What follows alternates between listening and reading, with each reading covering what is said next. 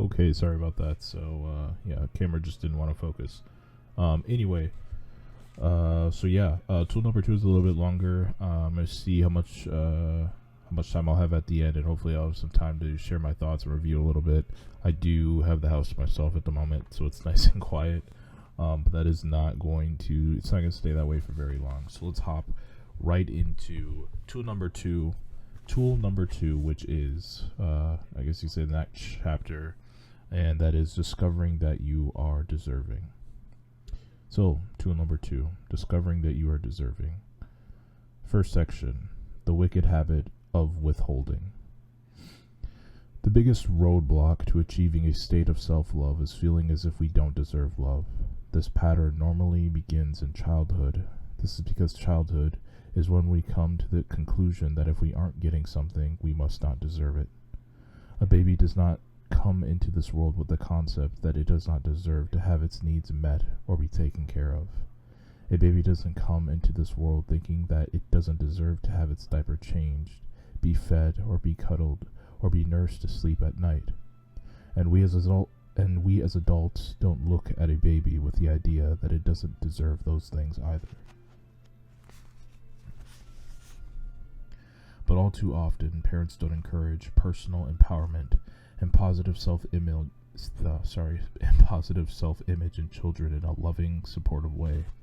Instead, adults participate in their children's dependence for a time, only to later draw an arbitrary line in the sand where they feel put upon by their children because they are expected to provide everything for them.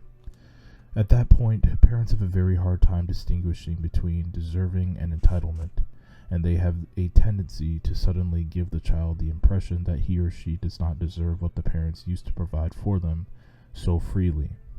The child then comes to the only logical conclusion that can be drawn. I must have done something wrong to deserve this, or even worse, something must be wrong with me. This translates to the child feeling that he or she must be bad.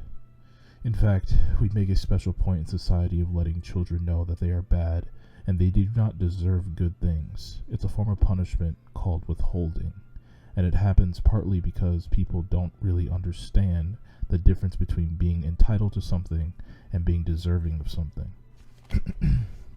Next section. Are you deserving or entitled?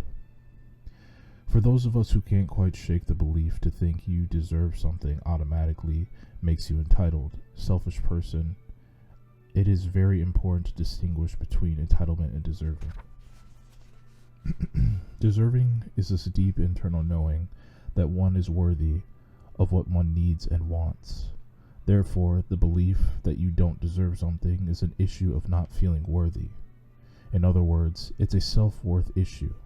The person who believes that they deserve something has internal self-worth, and that is a good thing. And that is a good thing because a person who feels as if they deserve something also has the self-worth to trust that they can get whatever they want without having to take it from anyone or anything else. Entitlement is something else entirely. Entitlement comes from the belief that one has a right to claim what one deserves from others. Therefore, entitlement is not a belief that has anything to do with true deserving. Those who feel entitlement have a deep insecurity about their own ability to get whatever they want, and this leads them to cover that insecurity with pride and with arrogant thought that they deserve to have what they want provided to them, or provided for them by others. Entitlement is a form of deep suffering, while deserving is a form of self-love. It is very important to spend time differentiating between entitlement and deserving, because in order to love yourself, you must first decide that you deserve love. If something is preventing you from feeling as if you deserve love, you will always sabotage yourself when it comes time to get love. Let me get a quick sip in. Next section. Developing deservability.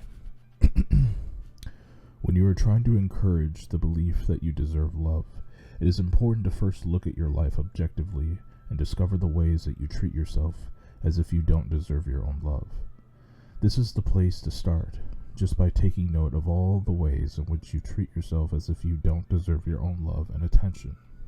For example, do you give yourself enough attention? Do you settle for second best? When you look in the mirror, does your attention immediately gravitate towards flaws? When you are sad, do you tell yourself to get over it? Do you try to suppress or silence your feelings by just being passive-aggressive or indulging in an addiction? Just take some time to look at your life and write down all the ways in which you treat yourself as if you don't deserve love. Now, with that list in front of you, I want you to imagine treating someone else that way you have just discovered. I want you to imagine treating someone else the way you have just discovered you treat yourself. For example, you may be the kind of person who tells yourself to just get over it.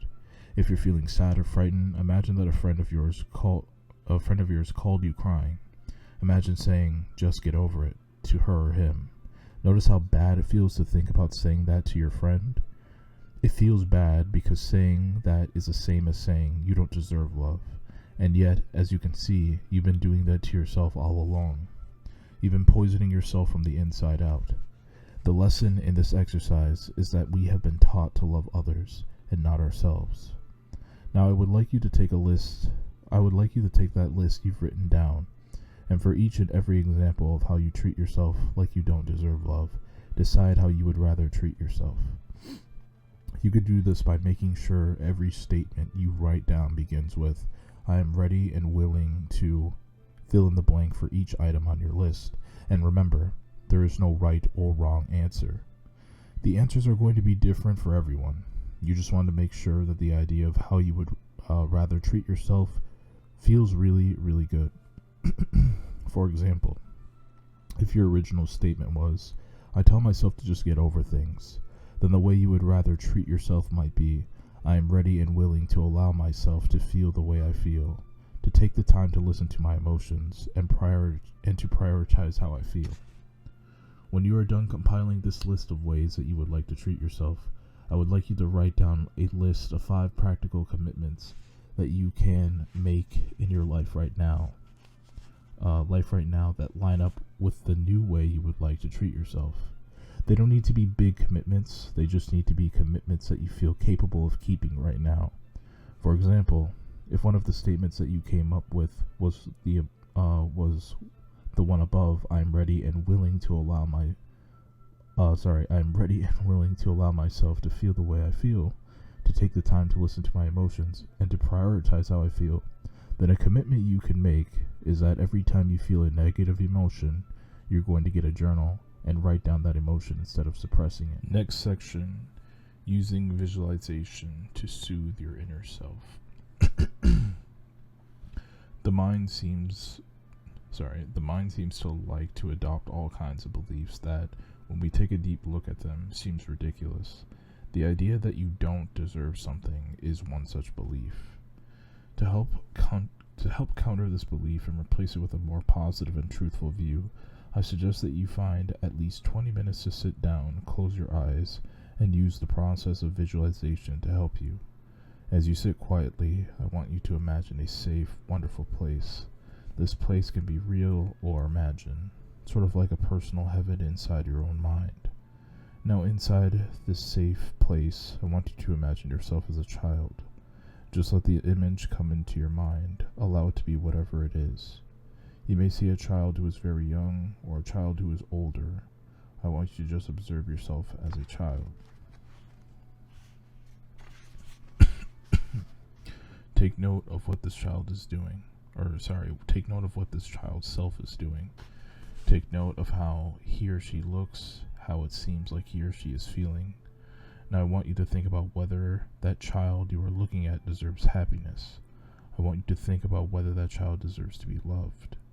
Does that child deserve to be unhappy? Does that child deserve to be deprived? Does that child deserve to be alone and unloved? What you will find is that you can never look at your childhood self and say that a child deserves to be unhappy, deprived, and unloved. You know better than that when it comes to a child, any child. Now we'd like you to continue to stay with this visualization and scan back through your life between the age that this child sitting in front of you is and the age that you are now. I want you to try and identify the point in your life when you suddenly became undeserving of happiness and love. Can you find it? The answer is always no. I want you to now scan back over your life and try to find a point at which a child ceased to exist. Is there a point when that child died and suddenly an adult took its place? The answer to that question is also always no. Now imagine going up to that child and introducing yourself. I want you to tell this child that they don't have to be strong anymore, that you're all grown up, and that it's time for them to just have fun. I want you to tell this childhood, you, that they deserve to be loved, and deserve to be happy, and deserve to have anything they need and want. I want you to tell this child that you will give it to them, because you're all grown up now, and you are ready to take care of them. Tell them that you love them so much. Tell them what you love about them. And then I want you to imagine giving this child a big hug. Hold your child. If your child begins to cry when you do this, just let them cry. Comfort them the way you have always wanted to be comforted. Feel for the sensation of relief. When you and your child's self are ready, you can tell this child that you will be there to comfort them and talk to them whenever they want.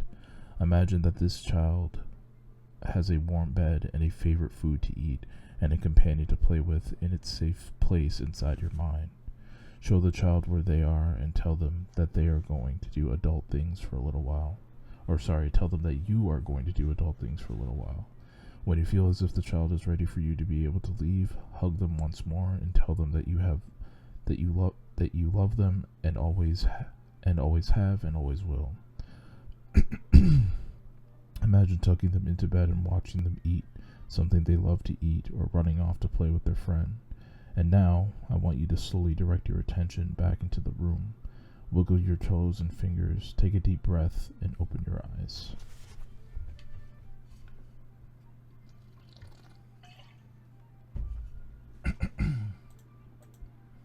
Next section. You've always been deserving. If visualization doesn't work for you, try to find a picture of yourself as a small child. Stare at that picture and ask yourself whether that child you are looking at deserves happiness. Ask yourself whether that child deserves to be loved. Does that child deserve to be unhappy? Does that child deserve to be deprived? Does that child deserve to be alone and unloved? Think back over your life between the time that this picture was taken and now. Try to identify to the point in your life when you suddenly became undeserving of happiness and love. Can you find it? The answer is always no. Now, think.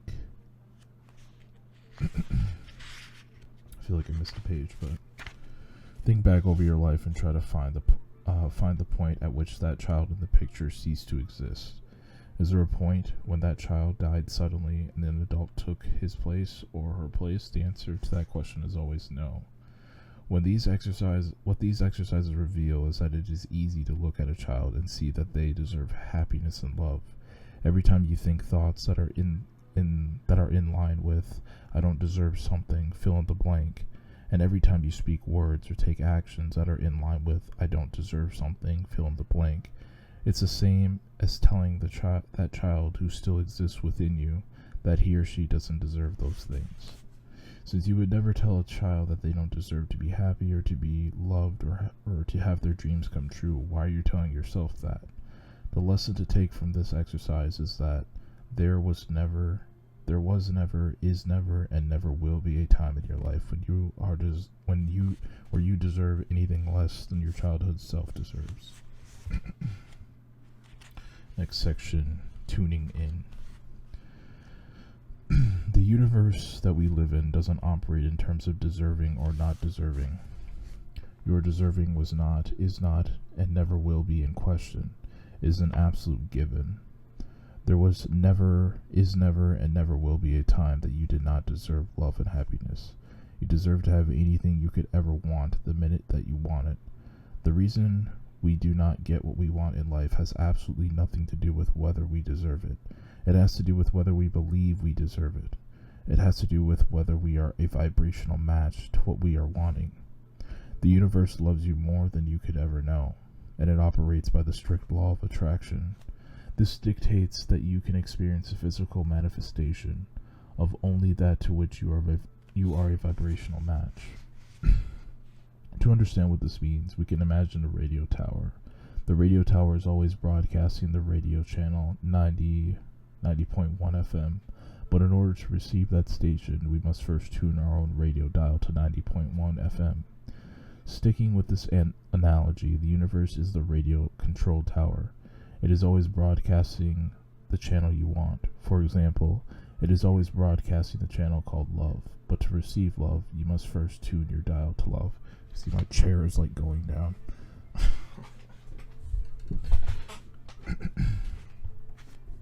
So if it's that simple, what dictates your vibration? The answer is your thoughts. What does this mean? It means you cannot be thinking thoughts like, I'm such a failure, and be you can't, alright, let me reread that. It means you cannot be thinking thoughts like, I'm such a failure, and be a match to success. You can't think thoughts like, I'm bad at everything, and meet people who will make you feel good about yourself, or the opportunities that will make you feel self-confident. Instead, thinking thoughts like, I'm bad at everything, guarantees that you can meet only people who make you feel bad about yourself, and you'll only find yourself in situations that reinforce that you are bad at everything. The universe never looks at you with the eyes of doubt, disappointment, or judgment. It will only ever look at you with the knowledge that you can have anything you ever wanted the minute you turn your attention to it instead of focusing only on the lack of it. For this universe to look at you in any other way would be for it to completely miss the truth of your magnificence. So in fact, under these principles, you will find out that the chips are overwhelmingly stacked in your favor the minute you begin to accept that you deserve to be the recipient of what you are asking for, and you will find that the universe does not withhold anything from you the minute you change your thoughts. You will experience just how fast this universe yields to you the exact physical reflection of your new thoughts. Just remember, whether you deserve something was never in question. You deserve it all. That is a given of your very existence. The universe wants you to succeed and wants you to experience abundance, freedom, and joy. It is simply not the kind of universe that treats you as if you are incapable of creating those things yourself. And this means that it loves you more than you want it to sometimes. Very interesting. So that is the end of tool number 2. That was a lot. That was definitely a lot to take in. That was the end of tool number 2, discovering that you are deserving. I actually had to cut this because people came back and it got pretty noisy. I cut it just in time at the end of a paragraph, thankfully, so I could pick up like right after. I'm actually picking up kind of late, and yeah, I'm really tired, so it's kind of really hard for me to read smoothly right now. But yeah, that was a lot to take in. So we kind of got into the inner child work part a little bit. She touched a little bit on that, as well as some law of attraction stuff, which is always interesting to read. Always interesting to read other people's perspective on it. And it's a tricky thing, because if really your thoughts are sort of the overall factor as to, you know, the sort of things you can manifest in your life, it's extremely difficult for some people to just break out of the trap of, you know, thinking more positively, or I guess you can say, and sort of breaking that cycle. Because if you're so used to, you know, as an example, dialing the radio to a specific station and, you know, manifesting that station, it's just like breaking that habit could be almost impossible for some people, or feel as if it's almost impossible. So hopefully she touches on, you know, how exactly some people can break that. I guess she kind of did, because she did mention, like, you know, setting a goal for yourself every day to either write things down or, you know, tell yourself you're deserving of this and that, like certain number of times, or even these small practices of, you know, sitting with yourself and sitting with your inner child for a little bit. I guess all of those things could sort of help. But I think that's what I hear the most. I hear those suggestions the most. So I guess overall, I kind of want to hear more suggestions that are a little bit more unique. Might be some that are a little bit different. But yeah, overall, that was a really good section, a really good tool, a lot to keep in. So this next one, next tool 3, just to let you guys know, is the most important decision that you will ever make. So it sounds pretty cool. Sounds pretty exciting. I'm actually kind of hyped to read this one. Skipping forward, it's a much shorter section, much shorter chapter. So yeah, I should be able to get to that pretty soon. Try to get to it before the end of the weekend here. But that's going to conclude the reading part for today. You guys definitely know what you think in the comments below if you want. If you enjoyed the reading, please be sure to drop a like and subscribe to the channel, because I'm beginning the next the next chapter out very, very soon. Hopefully you guys are enjoying the holiday weekend, and I will catch you guys with tool number 3 very soon, hopefully by the start of the work week, before the end of November. So yeah, take care guys, thanks for watching, peace.